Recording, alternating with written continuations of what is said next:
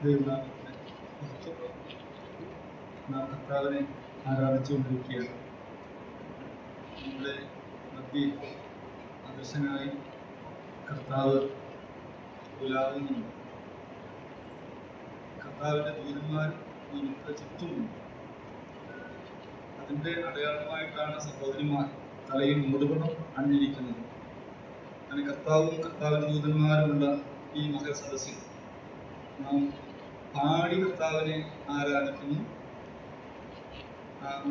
ധ്യാനചിന്തകൾ പറഞ്ഞ് കർത്താവിൻ്റെ ക്രൂശിനെ സ്മരിച്ച് നാം കർത്താവിനെ ആരാധിക്കുന്നു. കർത്താവ് ചെയ്ത ഉപകാരങ്ങളെ നന്ദിയോടെ ഓർത്ത് നാം കർത്താവിനെ ആരാധിക്കുന്നു, സ്തുതിക്കുന്നു.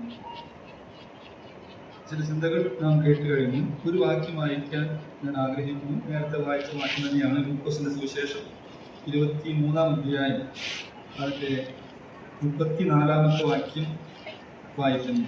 എന്നാൽ യേശു, പിതാവേ, ഇവർ ചെയ്യുന്നത് ഇന്നത് എന്ന് അറിയായക കൊണ്ട് ഇവരോട് ക്ഷമിക്കണമേ എന്ന് പറഞ്ഞു. വേദനയുടെ സമയത്തും മരണസമയത്തും പറയുന്ന വാക്കുകൾ വളരെ പ്രസക്തമാണ്. ഇവിടെ മരണസമയത്ത് കർത്താവ് പ്രതികരിച്ച പ്രതികരണ വിധമാണ് നാം വായിക്കുന്നത്. പിതാവേ, ഇവർ ചെയ്യുന്നത് ഇന്നത് എന്ന് അറിയായക കൊണ്ട് ഇവരോട് ക്ഷമിക്കണം. ക്ഷമിക്കാൻ വേണ്ടി പിതാവിനോട് പ്രാർത്ഥിക്കും മുമ്പേ കർത്താവ് ക്ഷമിച്ചു കഴിഞ്ഞിരുന്നു. ആരും കർത്താവിനോട് ക്ഷമ ചോദിച്ചില്ല. ക്ഷമ ചോദിക്കാതെ തന്നെ ക്ഷമിക്കുന്നതാണ് കർത്താവിന്റെ സ്വഭാവം. ക്ഷമിച്ചു കഴിഞ്ഞിട്ട് പിതാവേ, അങ്ങും ഇവരോട് ക്ഷമിക്കണമേ എന്ന് കർത്താവ് പ്രാർത്ഥിച്ചു. നമ്മുടെ കർത്താവിന്റെ മഹത്വം മനസ്സിലാക്കണമെങ്കിൽ വേദനയുടെ മരണത്തിന്റെ സമയത്ത് മറ്റ് ചില ആളുകൾ, പഴയ നിയമ ഭക്തന്മാരൊക്കെ പ്രതികരിച്ച വിധങ്ങൾ നാം താരതമ്യം ചെയ്യുമ്പോഴാണ് നമ്മുടെ കർത്താവിന്റെ മഹത്വം നാം മനസ്സിലാക്കുന്നത്.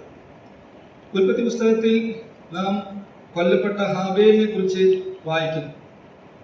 4-ാം അധ്യായത്തിന്റെ 10-ാമത്തെ വാക്യം വായിക്കുമ്പോൾ ദൈവം കായനോട് ചോദിക്കുകയാണ്. അതിന് അവൻ അരുളി ചെയ്തത്, നീ എന്ത് ചെയ്തു? നിന്റെ അനുജന്റെ രക്തത്തിന്റെ ശബ്ദം ഭൂമിയിൽ നിന്ന് എന്നോട് നിലവിളിക്കുന്നു. കൊല്ലപ്പെട്ട ഹാബേലിന്റെ രക്തം ഭൂമിയിൽ നിന്ന് നിലവിളിക്കുന്നു. എന്തിനായിട്ടാണ് നിലവിളിക്കുന്നത്? പ്രതികാരത്തിനായിട്ട് നിലവിളിക്കുകയാണ്. നാം ഏലീശയെ കുറിച്ച് വായിക്കുമ്പോൾ ഇരട്ടി ആത്മാവിന്റെ ശക്തിയുള്ള ഏലീശ ബേഥേലിൽ കൂടെ നടന്നു പോകുകയാണ്. ബേഥേൽ ദൈവത്തിന്റെ പട്ടണമാണ്. അവിടെയുള്ള വിശ്വാസികളുടെ മക്കൾ പുറകെ നടന്ന് ഏലീശയെ പരിഹസിക്കാനായിട്ട് ആരംഭിച്ചു. മൊട്ടത്തലയ കയറിവ, മൊട്ടത്തലയ കയറിവ എന്ന് പറഞ്ഞ് പരിഹസിച്ചുകൊണ്ടിരിക്കുമ്പോൾ ആ പരിഹാസത്തിന്റെ മധ്യത്തിൽ ഏലീശ പ്രതികരിച്ചത് എങ്ങനെയാണ്? അവൻ തിരിഞ്ഞു നോക്കി യഹോവ നാമത്തിൽ അവരെ ശപിച്ചു. ഉടനെ കാട്ടിൽ നിന്ന് 2 പെൺകരടികൾ ഇറങ്ങി വന്നു ആ 42 ബാലന്മാർ കീറിക്കളഞ്ഞതായിട്ട് വായിക്കുന്നു. നാം ദിനവൃത്താന്ത പുസ്തകത്തിലേക്ക് വരുമ്പോൾ അവിടെ യഹോയാദ പ്രവാചകന്റെ പുരോഹിതന്റെ മകനായ സെക്കരിയാവിനെ കുറിച്ച് വായിക്കുന്നു. സെക്കരിയാവ് ദേവാലയത്തിനും പ്രാകാരത്തിനും ഇടയ്ക്ക് കല്ലേറ് കൊണ്ട് മരിക്കുമ്പോൾ ഇങ്ങനെ പറഞ്ഞതായിട്ട് നാം വായിക്കുന്നു. യഹോവ നോക്കി ചോദിച്ചു കൊള്ളട്ടെ. യോവാശ് രാജാവ് തന്റെ അപ്പനായ യഹോയാദ തനിക്ക് ചെയ്ത ദയ ഓർക്കാതെ അവന്റെ മകനെ കല്ലെറിഞ്ഞു കൊല്ലുവാനായിട്ട് കൽപ്പിച്ചപ്പോൾ സെക്കരിയാവ് പ്രാകാരത്തിന്റെ മുൻപിൽ വെച്ചിട്ടാണ് കല്ലേറ് കൊണ്ട് മരിക്കുന്നത്. ആ സമയത്ത് സെക്കരിയാവ് പ്രതികരിച്ച വിധം 2 ദിനവൃത്താന്തത്തിൽ വായിക്കുന്നുണ്ട്. 24-22 യഹോവ നോക്കി ചോദിച്ചു കൊള്ളട്ടെ. ദാവീദ് തന്റെ മരണസമയത്ത് തന്റെ മകനായ ശലോമോനെ വിളിച്ച് പറയുന്ന കാര്യം നമ്മൾ വായിക്കുന്നു. ദാവീദ് പറഞ്ഞു, ശലോമോനെ, ഞാൻ സകല ഭൂവാസികളുടെയും വഴിയായി പോകുകയാണ്. എന്നാൽ ചില കണക്കുകൾ തീർക്കാൻ വിശേഷാൽ സെരൂയയുടെ മകനായ യോവാബ് ചെയ്തത് നീ ഓർക്കുന്നുവല്ലോ. അവൻ സമാധാന കാലത്ത് യുദ്ധരക്തം ചൊരിഞ്ഞ് യുദ്ധരക്തം അവന്റെ അരക്കച്ചയിലും ചെരുപ്പിലുമാക്കിയല്ലോ. ഇസ്രായേലിന്റെ 2 സേനാപതിമാരായ അബ്നേരിനെയും അമാസയെയും എന്റെ അറിവ് കൂടാതെ അവൻ കൊന്നുകളഞ്ഞു. നീ ബുദ്ധിമാനാണ്. അവന്റെ നരയെ രക്തത്തോടെ പാതാളത്തിലേക്ക് ഇറക്കുക. ആ ഗേറിയുടെ മകൻ ശിമയി എന്നൊരുത്തനുണ്ടല്ലോ, ഞാൻ നിന്റെ സഹോദരൻ അബ്സലോ നിമിത്തം ഓടിപ്പോകുമ്പോ ഈ ശിമയി പുറകെ നടന്ന് കല്ലും പൂഴിയും വാരി എറിഞ്ഞ് എന്നെ ശപിക്കുകയുണ്ടായി. എന്നാൽ ഞാൻ തിരിച്ചു വന്നപ്പോ അവൻ എന്നെ എതിരേൽക്കാൻ വന്നതുകൊണ്ട് അവനെ കൊല്ലുകയില്ല എന്ന് ഞാൻ സത്യം ചെയ്തു. എന്നാൽ നീ ബുദ്ധിമാനാണ്.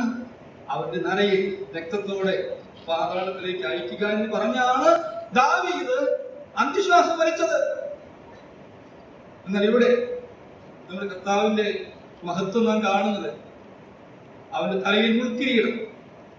ആ മുൾക്കിരീടത്തിൽ നിന്ന് രക്തം ഒഴുകുന്നു. ചാട്ടവാറടി കൊണ്ട് തകർന്ന അവന്റെ ദേഹം, ആ ദേഹത്തിലൂടെ രക്തം ഒഴുകി. ആ മരക്കുരിശും ചുമന്നുകൊണ്ട് പീലാത്തോസിന്റെ അരമനയിൽ നിന്ന് കപാലസ്ഥലം ഗബ്ബത എന്ന സ്ഥലത്തേക്ക് അവൻ നടന്നു വന്നു. അവന്റെ ഓരോ കാലിലും ഓരോ അടിയിലും രക്തമുണ്ടായി, കാൽച്ചുവട്ടിലും രക്തമുണ്ടായി. അങ്ങനെ അവിടെ വന്നു ആ ഗൊൽഗോഥ എന്ന സ്ഥലത്ത് എത്തിയപ്പോ അവിടെ ആ ക്രൂശ് അവിടെ വെച്ചു. കർത്താവിനെ ക്രൂശിന്മേൽ കിടത്തി. യാതൊരു ബലപ്രയോഗവും ചെയ്യേണ്ടതായിട്ട് വന്നില്ല. അവന്റെ കൈകളിൽ അവർ ആണിയടിച്ചു. വേദന കൊണ്ട് പൊളഞ്ഞ് ഒലിഞ്ഞു പോയ കാലുകൾ ചേർത്ത് വെച്ച് കാലിൽ കൂടെ ഇരുമ്പാണി അടിച്ചിറക്കി. 2025 വർഷങ്ങൾക്ക് മുൻപ് ഒരു വെള്ളിയാഴ്ച ദിവസം രാവിലെ 9 മണിക്ക് ആ ക്രൂശെ അവർ ഉയർത്തി നിർത്തി. ആ ക്രൂശിൽ നമ്മുടെ കർത്താവ് തൂങ്ങിക്കിടക്കുകയാണ്. അവന് മുൻപാകെ മഹാപുരോഹിതന്മാർ, ഇസ്രായേലിന്റെ മൂപ്പന്മാർ എല്ലാം അവർ അവനെ പരിഹസിച്ചു. നീ ദൈവപുത്രൻ എങ്കിൽ ക്രൂശിൽ നിന്ന് ഇറങ്ങി വാ, എന്നാൽ ഞങ്ങൾ നിന്നെ വിശ്വസിക്കാം. ആ ക്രൂശിന് മുൻപിലൂടെ യെരൂശലേമിലേക്ക് ഒരു വഴി പോകുന്നു. നാം വായിക്കുന്നു, കടന്നു പോകുന്നവർ തല കുലുക്കി അവനെ ദുഷിച്ചു. ഇവർ മറ്റുള്ളവരെ രക്ഷിച്ചു, തന്നെത്താൻ രക്ഷിക്കാൻ കഴിയ എന്ന് പറഞ്ഞ് പരിഹസിച്ചു. ക്രൂശിന് ഇരുവശത്തും തൂങ്ങിക്കിടക്കുന്ന കള്ളന്മാർ അവനെ പരിഹസിച്ചു. അങ്ങനെ പരിഹാസത്തിന്റെ മധ്യത്തിൽ നമ്മുടെ കർത്താവിന്റെ പ്രതികരണമാണ് നാം ഇവിടെ വായിച്ചത്. അതിവേദന, രക്തമൊഴുകുന്നു, അതിന് മധ്യ പരിഹാസത്തിന്റെ ശരങ്ങൾ. ഇതിന് മധ്യ കർത്താവിന്റെ പ്രതികരണം, പിതാവേ, ഇവർ ചെയ്യുന്നത് ഇന്നത് എന്നറിയാക്കിയാൽ ഇവരോട് ക്ഷമിക്കണം. കർത്താവിന്റെ കഷ്ടാനുഭവ സ്മരണകൾ എന്നൊരു ഇംഗ്ലീഷ് പുസ്തകം P.I. കുര്യൻ എന്നൊരു ദൈവദാസൻ തർജ്ജമ ചെയ്തിട്ടുണ്ട് മലയാളത്തിലും. ആ പുസ്തകത്തിൽ കർത്താവിന്റെ ക്രൂശീകരണത്തിന് ദൃക്സാക്ഷ്യം വഹിച്ച ഒരു യഹൂദൻ, വിശ്വാസിയല്ല, യഹൂദനാണ്. ആ യഹൂദൻ പറഞ്ഞ ഒരു വാചകം ആ പുസ്തകത്തിൽ എഴുത്തുകാരൻ ഉദ്ധരിച്ചിട്ടുണ്ട്. കർത്താവിനെ കൊണ്ടുപോവുകയാണ് ക്രൂശിലേക്ക്. ആ എഴുത്തുകാരൻ ഇങ്ങനെയാ പറഞ്ഞിരിക്കുന്നത്. ആ രംഗം വളരെ ഭീഭത്സമായിരുന്നു. ജനക്കൂട്ടം രോഷാകുലരായ ജനത്തിന്റെ മുഖത്ത് കോപത്തിന്റെ ഒരു വെളിച്ചം ഇങ്ങനെ മിന്നിക്കൊണ്ടിരുന്നു. കോപത്തിന്റെ, അരിശത്തിന്റെ, ദ്വേഷത്തിന്റെ ഒരു വെളിച്ചം മിന്നിക്കൊണ്ടിരുന്നു. എന്നിട്ട് ആ എഴുത്തുകാരൻ പറയുകയാണ്, എന്നാൽ ആ ജനക്കൂട്ടത്തിന്റെ നടുവിൽ പ്രശാന്ത വദനനായി ഒരാളെ മാത്രമേ ഞാൻ കണ്ടുള്ളൂ. അത് ആ നസ്രയത്തുകാരനായി. നമ്മുടെ കർത്താവ് അവന്റെ സ്വഭാവത്തിനടുത്ത് ഉന്നത മഹിമയുള്ള നമുക്കായി പ്രാർത്ഥിച്ചു. പിതാവേ, ഇവർ ചെയ്യുന്നത് ഇന്നത് എന്നറിയാതെ കൊണ്ട് ക്ഷമിക്കണം. ആ പ്രാർത്ഥനയുടെ ശക്തി നിമിത്തം, ആ പ്രാർത്ഥന അതിന്റെ വെളിച്ചം നിമിത്തം കൂടെ തൂങ്ങിക്കിടന്ന കള്ളന്മാരുടെ ആ വെളിച്ചം. കർത്താവിന്റെ സ്വഭാവമാണ് വെളിച്ചം. പിശാചിന്റെ സ്വഭാവമാണ് ഇരുട്ട്. ആ ക്രൂശിൽ നിന്ന് പ്രകാശിച്ച ആ വെളിച്ചം ആ കള്ളൻ കണ്ടപ്പോ ഇവൻ ആരാണെന്ന് ഉടനെ തിരിച്ചറിയാനായിട്ട് സാധിച്ചു. അവൻ പറഞ്ഞു, നാം കേട്ടത്, ഈ രാജ്യത്വം പ്രാപിച്ചു വരുമ്പോ എന്നെ ഓർത്തോടെയാണ്. നീ രാജാവാണ്, മശിഹയാണ്. ഞാൻ മനസ്സിലാക്കുന്നു ഈ സ്വഭാവം വേറെ ആർക്കും കാണിക്കാനായിട്ട് സാധിക്കുകയില്ല. നീ മശിഹയാണ്, നീ മരിച്ചു പോകും, ഉയർത്തെഴുന്നേൽക്കും, തിരിച്ചു വരും, 1000 ആണ്ട് വാഴും, നിന്റെ രാജ്യത്തിൽ അന്ന് എന്നെ ഓർത്തുകൊള്ളണമേ എന്നവൻ നിലവിളിച്ചു. കർത്താവ് പറഞ്ഞു, അപ്പോഴല്ല, ഇന്ന് നീ എന്നോട് കൂടെ പറുദീസയിൽ ഇരിക്കും. ഞാൻ സത്യമായി നിന്നോട് പറയും. ക്രൂശിൽ നിന്ന് പ്രകാശിച്ച വെളിച്ചം കണ്ട് ആയിരക്കണക്കിന് ആളുകൾ, ശതാധിപൻ, അനേകം കർത്താവിനെ വിശ്വസിപ്പാനും ആ പ്രാർത്ഥനയുടെ ശക്തി മുഖാന്തരം കഴിയാൻ നാം കർത്താവിനെ ആരാധിക്കുക. സ്നേഹിച്ച് കാലിയുടെ ക്രൂശിൽ യാതൊന്നുമായിട്ട് മരിച്ചു, തലയിൽ ഉൾക്കിരീടം അണിഞ്ഞ് ആ വിശുദ്ധമാം ശിരസ് നമുക്കായിട്ട് കുനിച്ചു കൊടുത്ത, കൈകളും കാലുകളും ആണികൾക്കായിട്ട് സമർപ്പിച്ചു കൊടുത്ത, ചാട്ടവറടികൾക്കായി ദേഹത്തെ ഏൽപ്പിച്ചു കൊടുത്ത സ്നേഹത്തിന്റെ പ്രതിരൂപമായ റോമാലേഖനത്തിൽ പൗലോസ് ഇങ്ങനെ പറയുന്നു, ക്രിസ്തു നാം പാപികളായിരിക്കുമ്പോൾ തന്നെ അവൻ നമുക്ക് വേണ്ടി മരിക്കുക. പിതാവ് തനിക്ക് നമ്മോടുള്ള സ്നേഹത്തെ പ്രദർശിപ്പിക്കും. ആ സ്നേഹത്തിന്റെ പ്രദർശനമായ ആ ക്രൂശ് ഓർത്ത് അവനെ ആരാധിക്കാൻ, സ്നേഹത്തിന്റെ ചൂടുള്ള കണ്ണുനീർ അവന്റെ കാൽപാദങ്ങളിൽ ചൊരിഞ്ഞ് അവനെ മഹത്വപ്പെടുത്താൻ, ആരാധിക്കാൻ, സ്തുതിക്കാം, സ്നേഹിക്കാം. അവന്റെ വിലയേറിയ നാമം മാത്രം ഇനി എന്നേക്കും വാഴ്ത്തപ്പെടുമാറാകട്ടെ.